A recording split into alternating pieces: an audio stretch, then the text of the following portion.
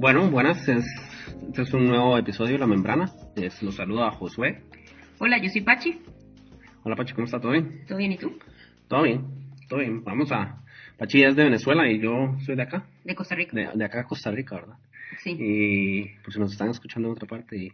Y bueno, hoy vamos a comentar sobre un tema muy interesante que nos nació porque recientemente acabamos de leer un libro que se llama Everybody Lies, ¿verdad, Pachi? Sí, se llama, o sea, todo el mundo todo el mundo miente Ujú. y dice Big Data, New Data, and what the Internet can tell us about who we really are. Sí, es un libro que al final se trata sobre datos, sobre las ciencias de los datos, que le llaman Data Science. Y bueno, es como una ciencia muy nueva que está en boga ahora. Y bueno, y nos engañó porque nosotros creíamos que nos iba a hablar sobre Everybody Lies, sobre que todo el mundo miente, pero al final era, o sea, el tema principal es por qué la ciencia de los datos es importante y cómo se le puede sacar provecho, ¿no? Sí, es un libro súper interesante. El propio autor reconoce que se parece un poco a Freakonomics, como mostrando ideas de cómo se puede utilizar esta Big Data en el mundo actual. Quizás una explicación rápida de qué es Big Data que voy a tratar de hacer y que a lo mejor eso me complementa, que es como utilizar todos los datos que ahora existen, que antes no existían, digamos, que nos da mayoritariamente la utilización de Internet. Él sobre todo utiliza, por ejemplo, las búsquedas de las personas en Google y otras búsquedas, ¿no? Las palabras que utiliza en Facebook y ese tipo de cosas. Ha tenido acceso a estas bases de datos, entonces va analizándolas e encontrando información súper interesante de cuánta gente busca ciertas cosas o correlaciones entre unas búsquedas y algunas cosas. El principio del libro es sí es más sobre esto de todo el mundo miente y ya luego se va expandiendo. Es súper interesante. Sí, muy recomendado. Hay muchos detalles al respecto de este tema y bueno, igual eso no es lo que vamos a comentar hoy, sino algo que nos despertó porque hay un pequeño comentario que él hace sobre este acceso a los datos que hay y sobre todo sobre las implicaciones éticas de cómo utilizar estos datos, ¿verdad, Pochi? Sí, específicamente nos queremos referir a las implicaciones éticas en las cuales el gobierno puede utilizar los datos, ¿no?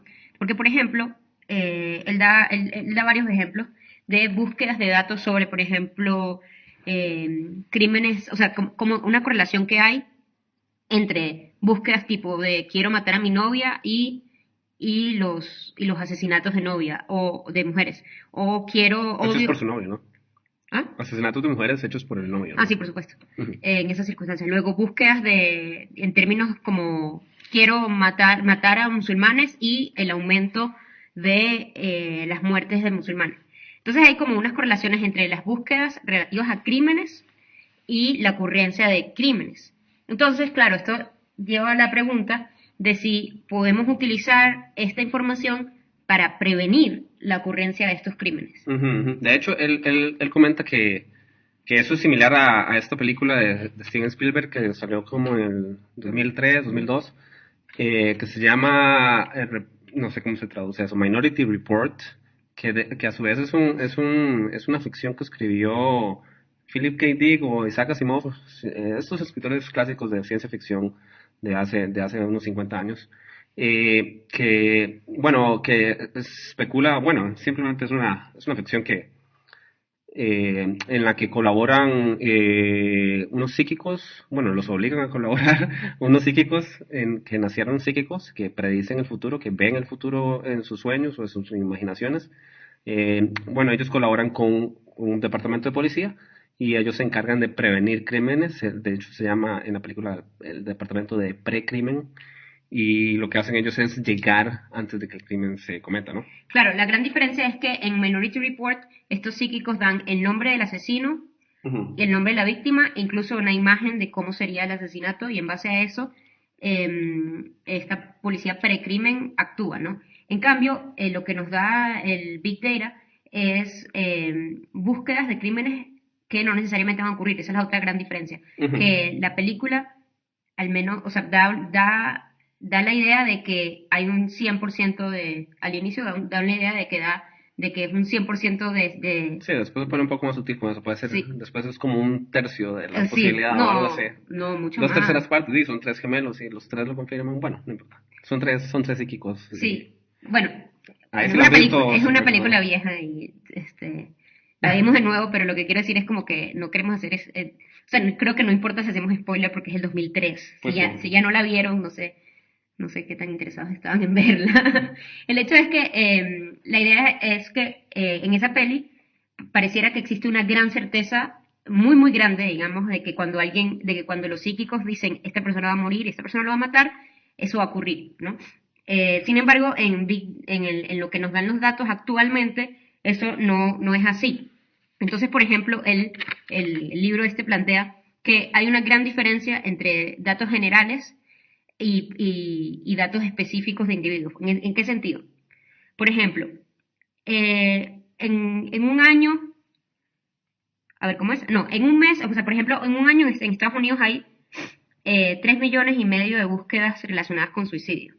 Esto significa que cada mes hay una búsqueda relacionada con suicidio. No sé si en todo Estados Unidos o qué. No, exacto, una búsqueda relacionada con suicidio por cada 100.000 estadounidenses. Ok. Sin embargo, cada mes se suicidan menos de 4.000 personas en todo Estados Unidos, que tiene Ujú. 300 millones de habitantes. Ok. Entonces, la gran mayoría de la gente que busca, Relaciones con, sí, búsquedas relacionadas al suicidio, como cómo suicidarse o algo así. exacto, no se suicida. Igual, lo mismo pasa con, por ejemplo, búsquedas relacionadas con el asesinato de musulmanes. Ujú. En 2015, 12.000 personas buscó matar a un musulmán y ocurrieron solamente 2 asesinatos que fueron catalogados como asesinato de odio, o sea que fue porque fue musulmán, Ujú. ¿no? Sin embargo, lo que él plantea es que estos datos actualmente sí nos sirven para tomar medidas. Por ejemplo, si vemos que en una ciudad están aumentando las búsquedas de suicidio, Ujú. en una ciudad específica, podemos entonces aumentar la publicidad, la propaganda sobre líneas de atención, etcétera. O si vemos que en una ciudad está aumentando la búsqueda de palabras de odio en relación con los musulmanes, no sabemos a qué musulmán van a atacar. Pero se pueden tomar medidas, por ejemplo. Ni quién lo va a cometer. De hecho, Ah, si se exacto, ese es el analizan mayor los problema. datos de manera individual, la posibilidad de que quien haya puesto la búsqueda, la posibilidad de que él vaya a cometer un crimen no aumenta.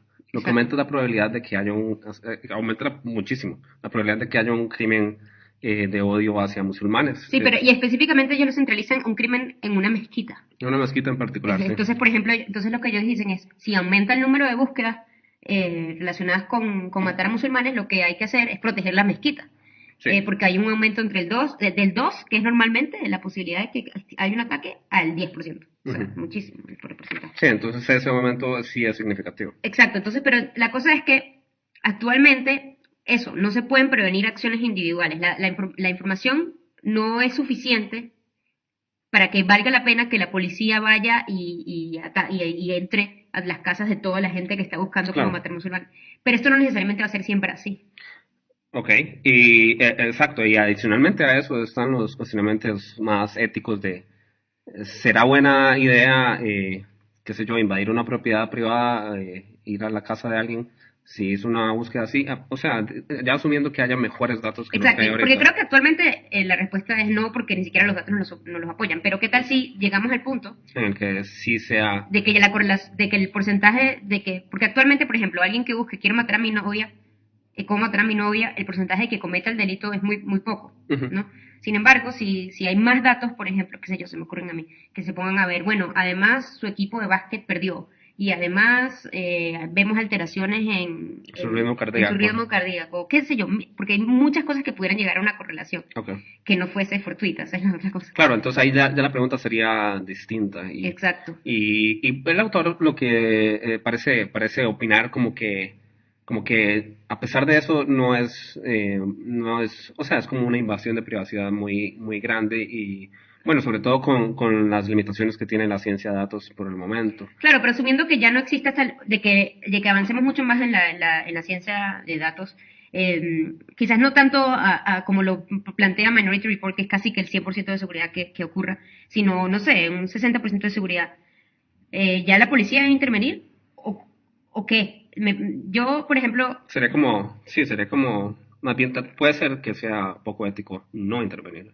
exacto. O sea, por ejemplo, si estamos viendo así como los casos que más impresionan, ¿no? Que estamos viendo un nivel de correlación demasiado amplia con relación de que un padre mate a su hijo Ok. de 5 años, ¿no? Que claramente no se va a poder defender. Existe un deber de intervenir y dejar de un lado, porque claro, el delito no se ha cometido. Ujú. Pues sí. Digamos, yo creo que definir un número de cuánto es el porcentaje de que ese delito ocurra es muy difícil, pero yo creo que hay un número Ok. y que no es 100. Creo que es menor. Sin embargo, Que no es así. Sí. exacto, sí, porque 100 me parece que claro, que sí 100 sí, pero nunca va a ser 100. Y la otra cosa es que en Minority Report a la gente la metían presa por un delito que no llegó a cometer. Ujú. Sí. Era los encarcelaban por delitos futuros, creo que dicen en la película, ¿no? Exacto, y yo lo que plantearía es que no hubiera encarcelamiento.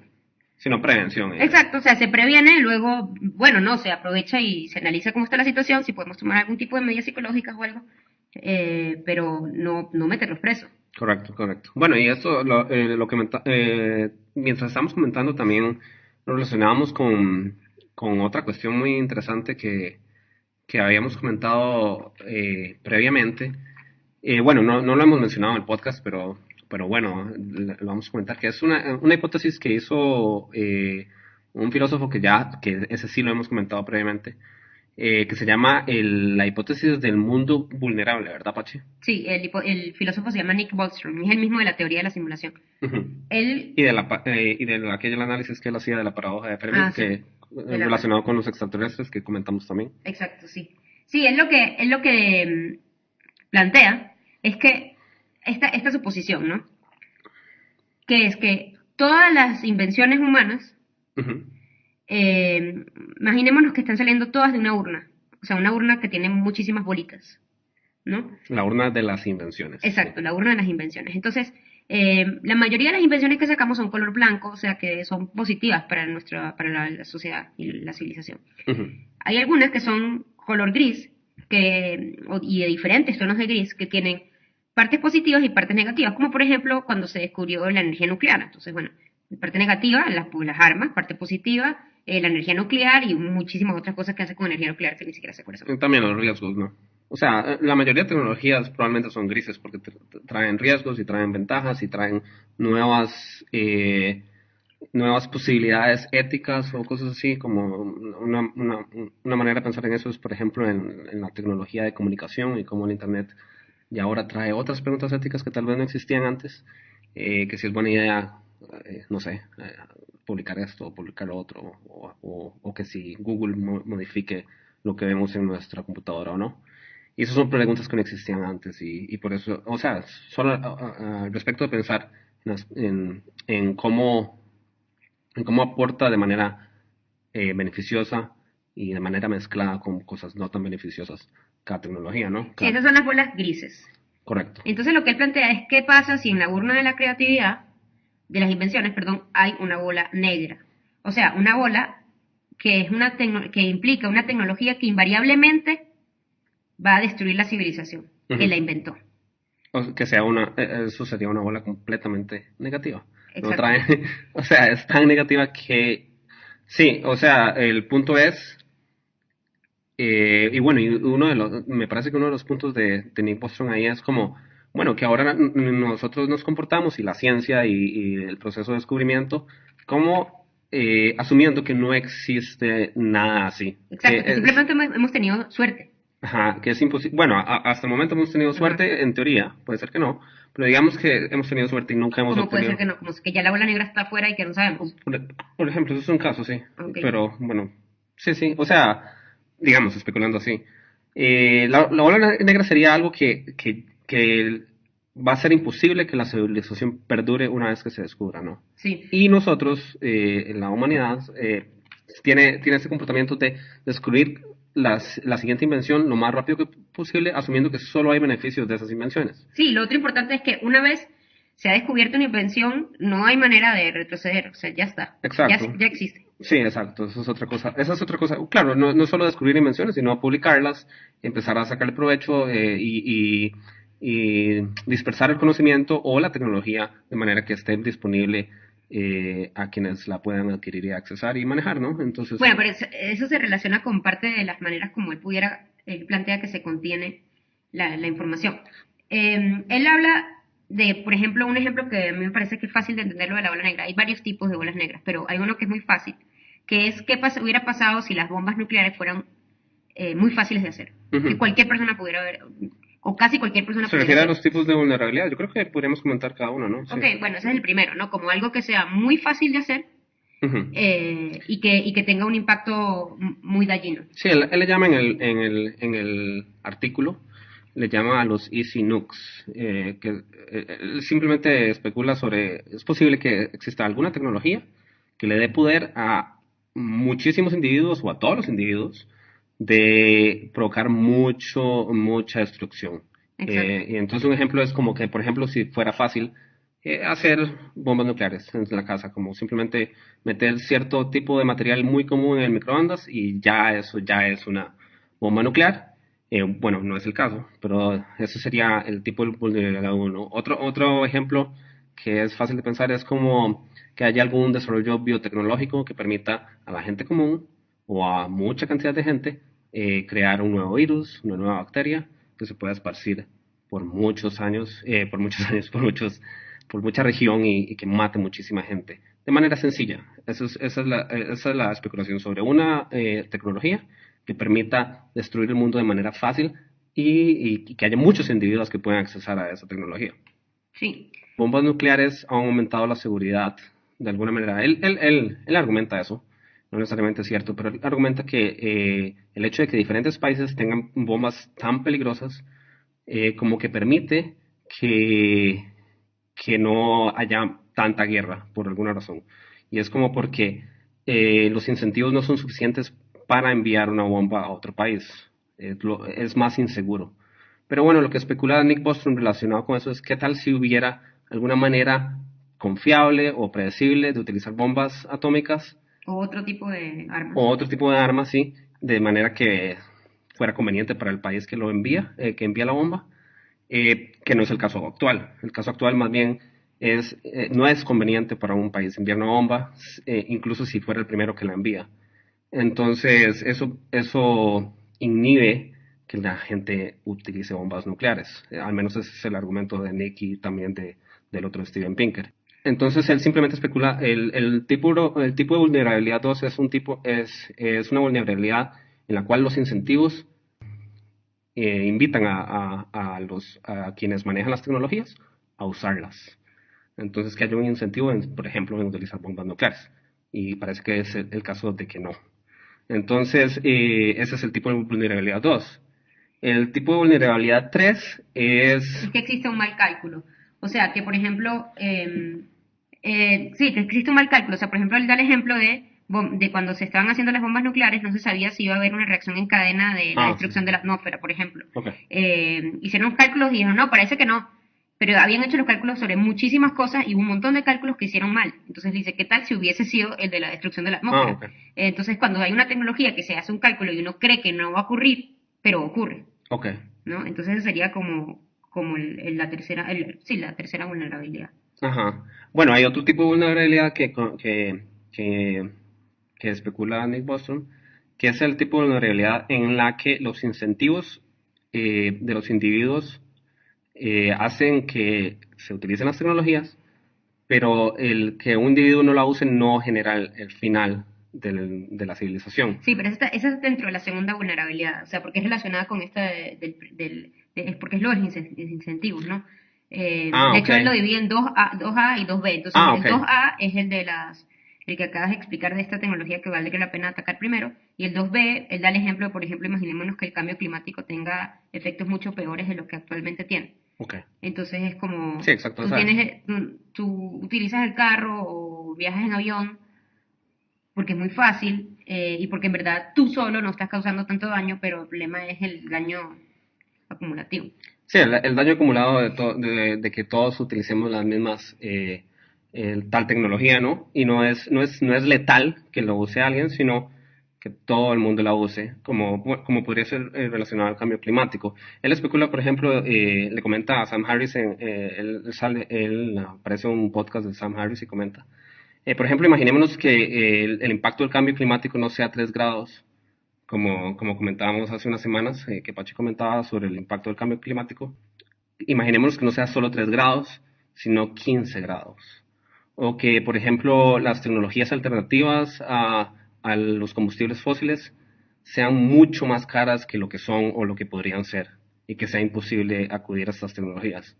Entonces, en ese caso, tendríamos una bola negra tipo 2B, como dice Pache, y en el cual, o sea, porque para los individuos el 100%, uno obtiene el 100% de los beneficios al utilizar un carro, por ejemplo, o utilizar un avión.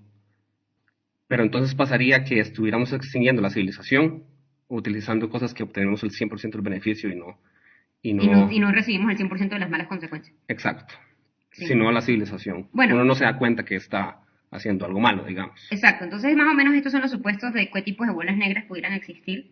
Y entonces lo que él habla es, bueno, que cómo podemos actuar frente a esta posibilidad, ¿no? Entonces él plantea varias posibilidades también. Él va organizando siempre bastante todo. Entonces, primero es restringir el desarrollo tecnológico, la primera opción. Ok. Y esta opción es poco factible además y poco positiva, porque también dentro del desarrollo tecnológico hay muchísimas bolas que son blancas o más grises claras. Sí. Entonces, ¿qué necesidad tenemos de restringirlo? Además de que, ¿cómo lo haríamos? Además, incluso podría, yo diría, podría ser poco ético Sí, detener la claro. invención, porque, por ejemplo, qué sé yo, podemos descubrir enfermedades Bueno, curas de enfermedades más bien. exacto, sí, o sea, cosas buenas que estaríamos dejando de descubrir y de desarrollar. eh, lo- o sea, es como, suena mala idea, ¿no? Sí. Luego la segunda manera, por ejemplo, sería asegurarnos, alterar las preferencias de las personas, básicamente, ¿no? Y esto también se ve muy poco posible de realizar en términos reales. O sea, quizás se pudiera controlar las personas que trabajan con, qué sé yo, con virus o cosas así, pero alterar de tal manera que sea realmente efectivo para que no se cree, o no para que no se cree, no, para que esto sí ya existe, la bola negra, ¿no? Ujú. Para que no se use, es muy poco factible que esto funcione. Sí, es muy similar a asegurarse de que no haya gente mala, Ujú. que no vaya a utilizar, no, claro, eso es más profundo porque, o sea, más complicado, porque, bueno, y además de que las motivaciones, o sea, si usted tiene un grupo suficientemente grande de gente, las motivaciones entre los individuos va a diferir, y va a diferir de manera grande, entonces eh, es difícil determinar cómo podría hacerse de modificar estas motivaciones de la gente para que sea conveniente y que no genere el final de la civilización, ¿no? Sí, por eso quizás las más interesantes son las 3 y la 4 que creo que de hecho se pueden. La tercera es las políticas de prevención efectiva, ¿no? Entonces eso se relaciona completamente con lo que estábamos hablando al principio y la razón por la cual lo estamos mencionando el día de hoy, Exacto, que sí. son las políticas eh, ¿cómo se dice? De Vigilancia. vigilancia, sí, Sí. perdón, de vigilancia masiva, ¿no? Que puedan prevenir la utilización de un tipo de tecnología como una ola negra. Claro, y Nick Bostrom se refiere a vigilancia extrema, ¿no? Sí, Como que vigilen cada una de las personas de manera completamente exhaustiva, ¿no? Con todas sus preferencias y todos sus movimientos y todas sus conexiones sociales, ¿no? claro, porque imaginémonos que existe la posibilidad esa, como decía Josué, de meter en el microondas algún tipo de materia que no sea difícil de conseguir y Ujú, crear algo muy similar a una bomba nuclear. ¿Cómo hacemos? ujú. ¿Cómo hacemos, no? Para que la Porque, gente no lo haga, exacto. exacto, porque es que el hacerlo tiene un impacto excesivamente grande y entonces ahí, es cierto, obviamente la vida privada, pero ¿y qué hay de la vida de las otras personas que pudieran morir por este artefacto que esta persona está creando en su microondas? Ujú. ¿No? Entonces, yo pienso que ahí lo importante sería la información, es decir, que la gente sepa que está siendo vigilada, Ujú. ¿no? Que uno conscientemente, entonces se diga, bueno, vean, está este problema. Entonces, que uno sepa, digamos, estoy diciendo, así es mi vida ahora. Y claro, se vuelve 1984, pero al menos uno sabe que uno está siendo vigilado y no es algo escondido, Correcto. ¿no? Sí, no sería un secreto que la Exacto, vigilancia porque extrema muy está probablemente sucediendo. si existe la posibilidad de cualquier loco cree en su microondas una bomba muy similar a una bomba nuclear, por ejemplo, muy probablemente la gente accediera Ujú, a ser vigilado. Y no estamos hablando de ahorita, en este supuesto, porque ahorita que sepamos no existe esa posibilidad, no hay una tecnología suficientemente accesible que pueda crear un impacto tan grande. Pero si llegase a existir, ujú. quizás habría que repensar la manera como vemos la vida privada y el derecho a la privacidad. Simplemente por sopesar, que es más importante, ¿no? O sea, Exacto. la extensión de la civilización probablemente es más importante que mi incomodidad Sí, de que la me no estén extinción. vigilando, sí. Exacto. Ujú, Sí, pero claro, obviamente eso trae problemas en sí mismo, porque además muy probablemente esto tendría que venir con con la cuarta supuesto, que es él habla de la necesidad de un gobierno global. ¿Por qué? Porque si cada país supervisa a sus ciudadanos, ¿cómo sabe Costa Rica que Nicaragua no está haciendo algo, ujú, no está supervisando lo suficiente y para que haya un ataque a Costa Rica? Entonces, hace falta prácticamente una dictadura global, ujú. porque O un gobierno, bueno, dictadura en es cuanto a la vigilancia extrema. exacto en cuanto a la vigilancia extrema, pero además también, bueno, pudiera existir la posibilidad, suponemos, de que sí, bueno, o que una organización internacional se encargue específicamente de esto, pero en las dinámicas actuales creo que eso es muy poco factible, o sea, tendría que ser realmente una cosa a la fuerza, Ujú, pienso yo. Porque es que si no, si tú no tienes un control global de la vigilancia, ¿de qué te sirve a ti que tú te estés sometiendo a eso cuando en el municipio de al lado no? ujú. Y eso, eso estaría pasando con cualquier tipo de vulnerabilidad, ¿no? O sea, una vez que haya una Sí, bola negra, no importa qué no tipo importa es, qué tipo sea.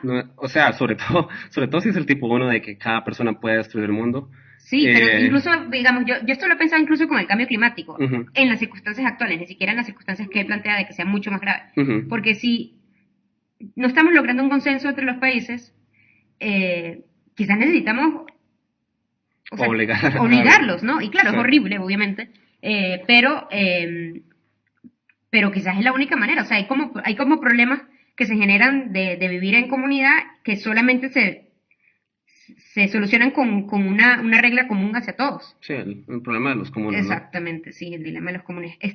Pero actualmente no, bueno, primero no estamos en ese caso, digamos, de que existe la hora negra, pero si llegase a existir con la manera como se manejan los diferentes países, sería imposible controlar. Ujú, O sea, de hecho, yo cuando me pongo a pensar a esta cosa de que hay unos virus de viruela que parece que andan por ahí y que hay unos que están en Rusia, ujú, unas cepas del virus que se guardaron, ¿verdad?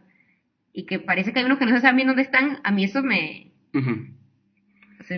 me pone muy O sea, como nerviosa. no están vigilando de manera extrema a quienes poseen ese poder, Exacto, ¿no? exacto. Entonces, a qué punto estaríamos dispuestos nosotros como sociedad a dejar nuestro derecho a la vida privada para que se tome una vigilancia extrema de este tipo debido a, Sí, lo que pasa a con los eso, peligros, ¿no? sí, lo que pasa con ese tipo de cosas es que no necesariamente calzan con el instinto humano, ¿no? No. Eh, eh, Ni siquiera, por ejemplo, usted ahorita está comentando lo difícil que sería implementar un gobierno global. Ujú, Y yo siento que probablemente está relacionado con el instinto humano a asociarse con gente que tiene cosas en común ujú.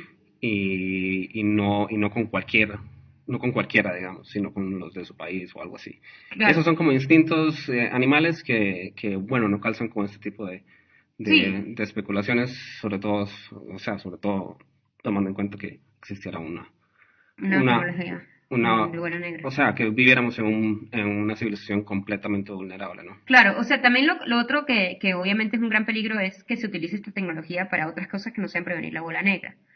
Por ejemplo, lo que está pasando en China, de los mecanismos de vigilancia social, Ujú, que utilizan, hay no sé, millones de cámaras por todos lados, ujú, y los están utilizando para trasladar a musulmanes a campos de concentración, básicamente, como ujú, campamentos y los dejan ahí. Algunos mueren, desaparecen, etcétera, porque quieren deshacerse de una minoría que les incomoda dentro de su sistema político, ujú. ¿no? Entonces quizás pudieran empezar a pensar este tipo de cosas tipo, no, esta minoría son los que van a utilizar la bola negra. Claro, es que si permitimos que los gobiernos tengan este tipo de poderes, exacto, no hay una manera de garantizar que este gobierno o estos sistemas de vigilancia se vayan a utilizar para lo deseable, como No, es que serían. imposible. Exacto, Claro, entonces pero el hay un... problema es que no hay solución. No hay solución verdaderamente buena, porque si tú decides no someterte a ese sistema, Ujú, Entonces, ¿qué va a pasar? ujú, Sobre todo imaginémonos un tipo de bola negra que sea un virus, por ejemplo, ¿no? ujú, Que se vaya, que lo usaron en Afganistán, pero en 2 semanas está aquí en Costa Rica. ujú. El impacto es excesivamente global, porque uno puede fácilmente decir, no, bueno, pero aquí en Costa Rica no va a pasar nada, pero es que eso no es necesariamente así. Claro, pero tampoco es la solución vivir como vivimos ahora, asumiendo que nunca va a existir una bola negra y como le llama Nick Bostrom, que es la condición anárquica por defecto, que es simplemente confiar en, en, a cómo vayan las cosas, seguimos descubriendo cosas tan rápido como podamos para obtener los beneficios y asumiendo que no va a haber una Sí, catástrofe provocada por una invención. en ese sentido creo que una de las cosas que él plantea es como unir varias bolas en este sentido, porque por ejemplo, si nosotros encontramos una bola, no sé si negra completamente, pero o muy gris, oscura, pero muy cercano a que encontremos esa bola, encontramos la manera de protegernos de esa tecnología. Entonces lo ideal, si fuera esa la posibilidad, lo ideal es que cuando los científicos estén trabajando en descubrir esta bola gris oscura, ya se estén dando cuenta de que es necesario desde ya ir pensando en la manera de Ujú. protegernos de esta bola gris oscura. Sí, es un ejemplo de eso, es algo que se especializa en Nick Bostrom y comenta mucho sobre, por ejemplo, los peligros de la inteligencia artificial, ¿no? Exacto.